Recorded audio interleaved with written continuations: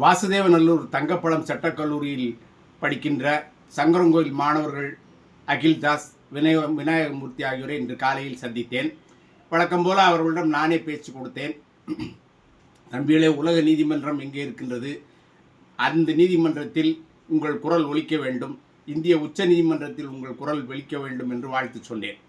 வழக்கறிஞர் ஆக இருக்கின்ற ஒவ்வொருவரும் அன்றாடம் உச்ச நீதிமன்றம், உயர் நீதிமன்றங்கள் வழங்குகின்ற தீர்ப்பை படித்து பார்க்க வேண்டும்.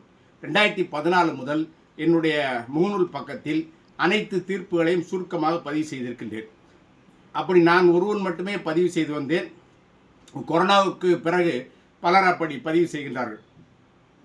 இந்த வழக்கு சட்டக்கல்லூரியில் படிக்கின்ற மாணவர்கள் அத்தனை பேரும் தமிழ்நாடு சட்டமன்றம், உச்ச நீதிமன்றம், நாடாளுமன்றத்தை நேரில் சென்று பார்க்க வேண்டும். அதுவும் 25 வயதுக்குள் சென்று பார்க்க வேண்டும், அல்லது 30 வயதுக்குள்ளாக பார்த்து விட வேண்டும்.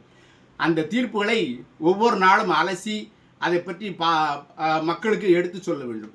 அவர்கள் வாதாடிய வழக்குகளில் என்ன தீர்ப்பு கிடைத்தது, எப்படி வாதாடினார்கள் என்பதை அவர்களுடைய முகநூல் பக்கத்தில் எழுத வேண்டும். சட்டம் பற்றிய விழிப்புணர்வை மக்களுக்கு ஏற்படுத்த வேண்டும்.